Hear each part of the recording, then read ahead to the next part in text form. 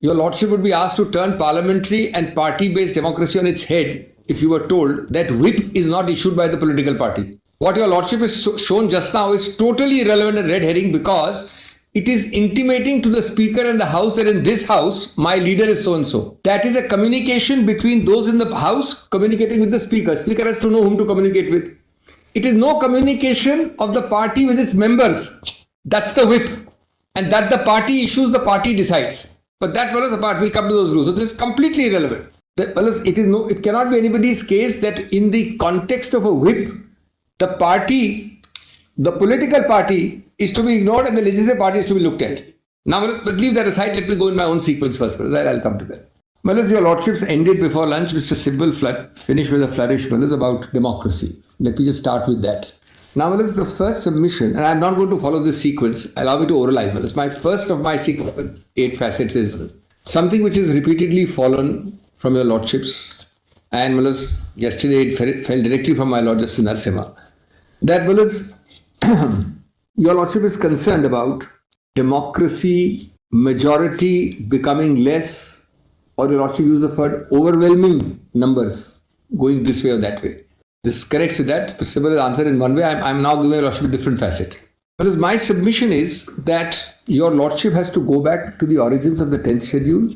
And first point under this head is that the 10th schedule has 2 components, not only one. One is a prohibitory negative code. It's a negative code. So a negative code is what you should not do, violate whip, voluntary resignation, cohabiting with other people, etc. But there is also an affirmative, positive part of that code. And what the 10th schedule does is to strike a balance between the negative and the positive by a constitutional amendment.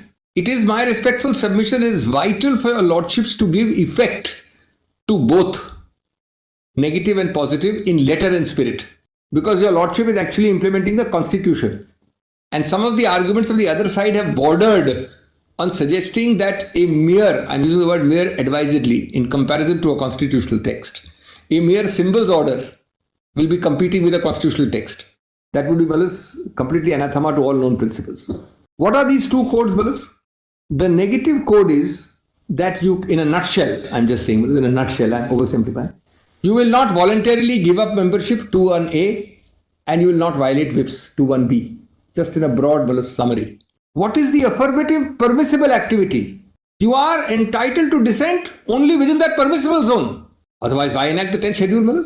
Prior to 85, you didn't have the 10th schedule. You had Jungle Raj, which you call Ayaram Gayaram sometimes, but then you can also justify that in the name of free speech, free action. What you did here was you allowed a zone of activity, permissible, affirmative, but you cannot say that I will go beyond that permissible and thereby violate indirectly the negative code also. What is that permissible activity? The affirmative code of conduct. One is a faction or a split till the 91st Amendment. They gave you an escape route, advisedly, consciously. That has gone. It was there. So the Constitution famous thought that along with a negative code of conduct, so as not to stifle you completely, we give you an escape route, exit route of faction or 1/3 or whatever it was called. Second, merger. Third, and this is actually the most important part of 10th schedule, elections barring a few cases, in the days of 1960s, etc. There used to be a very strong, large number of independents. Independents have now dwindled. The statistics show even then, in terms of 545 Lok Sabha, you had hardly 30-40. But independents commanded a coordination. My father also got into Lok Sabha on an independent party-less ticket. So I know that time Mr. Nafpai and so many people. But today, even then, party democracy everything was based on party. You got a ticket and you fought and you won because the party projected you as this candidate. That is now much, much truer after the 60s. Today, the number of independents compared to the 60s would be a fraction. So it's party-based democracy. You like it or not, it's not for anybody to question. We've chosen it, but there's nothing perfect. Some people say US is better, some people say European, but this is what we've chosen. And now, this third balance. Third point is what? What is the point? One is split is permissible, merger is merger. Third now. The third point. Third comes with the light of what I said just now. The whole idea of the 10th schedule is resign and recontest. That's what is stopping you from doing. You enter the door through this door and then you retain your ministership and seat while exiting through the other door. Sorry, not permissible.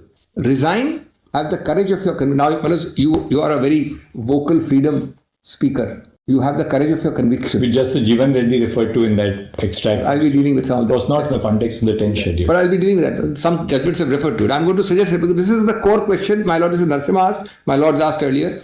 What do we do when an overwhelming set of people want to express dissent? 9/10, let's say 9 out of 10 brothers. Let's take an extreme example. How do we balance and countervail these two brothers competing balances? The 10th schedule says you can go thus far in balancing, not further. Whereas if you are so much for free speech, courage of your conviction, this is a rotten party, I can't say, resign and contest, recontest, what is the problem? Then the fourth is the exemptions. Apart from merger, there's the exemption clause, condonation, whatever, all that is given there. Now what we have to see is that if a constitutional amendment balances the prohibitory with the affirmative part, you cannot find an excuse to circumvent the prohibitory part by going beyond the 4 avenues of the affirmative part, now only 3.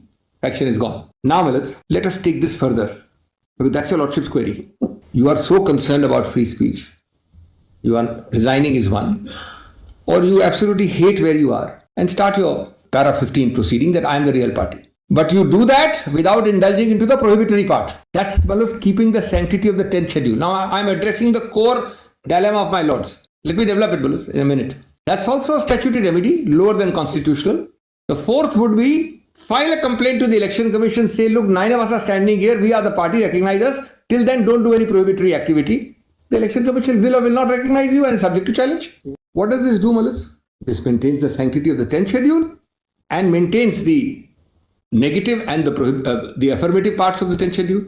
What does my lord normally prefer? A option I give your lordships which reduces the other option to vanishing point, or an option which harmonizes both? Elementary common sense shows that my learned friend stand reduces the 10th schedule to vanishing point. It is as good as a dead letter or a repeal. Which is better?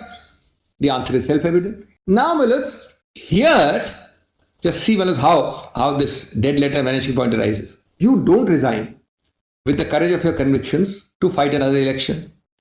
You don't go to the Election Commission till much later, almost a month, just under a month after 21st you went to Guwahati, 19th you go to the Election Commission, 2 days before a month is ending. You don't seek condonation.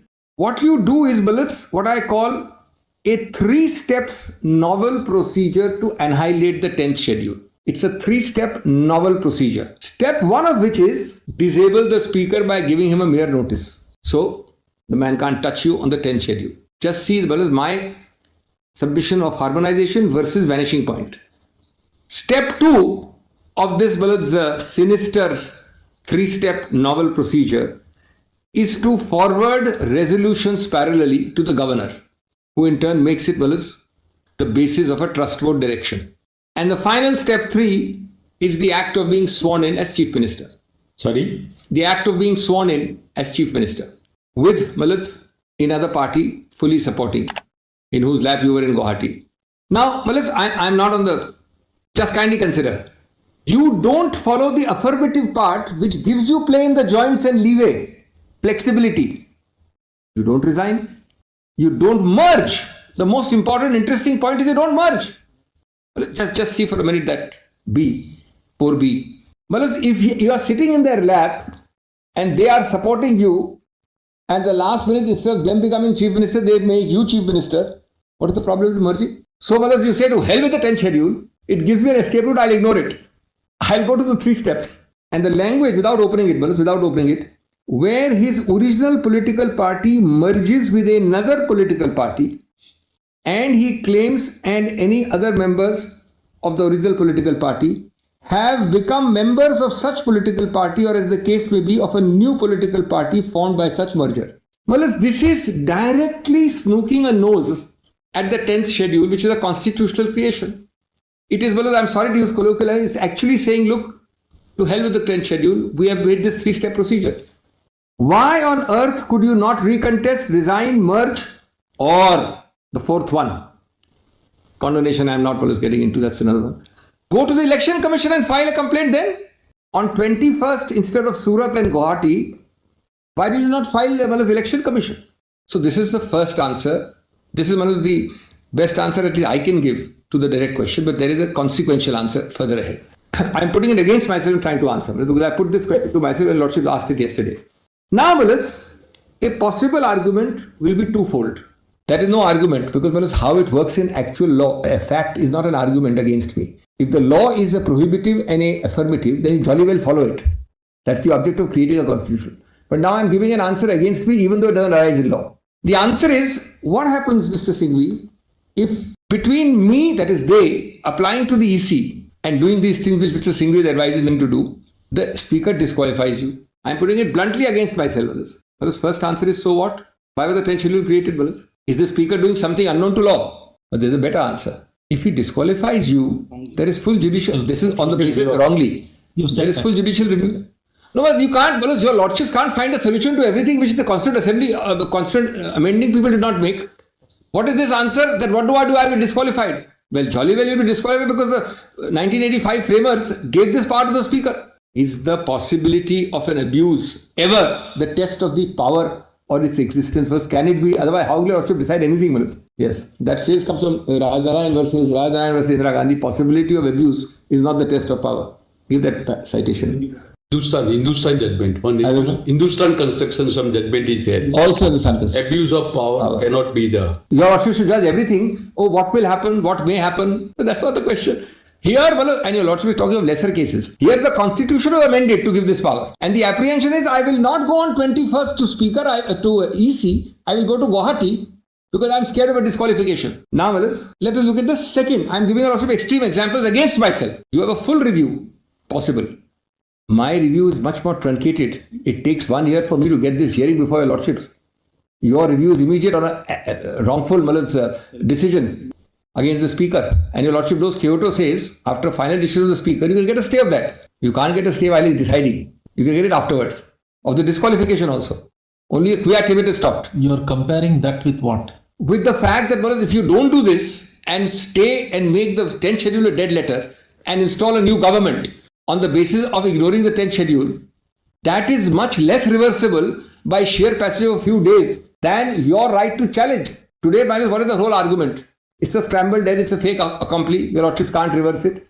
It's 1 year down the line. That's the real argument today. That's the argument we are facing. Now let me give your lordship another bizarre example against myself. These are not normal examples. But I don't know of, except a very few number of cases where you have the courage of conviction to resign and recontest. That resignation is impeded. It happens. There are 2 or 3 judgments we have. But normally, let me assume against myself that I resign because of my high standards and my resignation is not accepted by the speaker. That's the worst I can assume against myself. Right. I can't assume something more than that. Again, the speaker can only reject my resignation and disqualify me. He cannot do anything more. The speaker cannot say that you shall do this or that. He'll at the most say, I reject your resignation and I disqualify you. Same remedy. That remedy, your lordship will stay in 2 seconds. Suppose your lordship had an MLA who resigned to fight a new election and the speaker, there may be bizarre cases, I don't know. Speaker said, no, I disqualify you. How long will it take a court to give a stay of that order, But here, none of these 4 or 5 possibilities is allowed to be tried.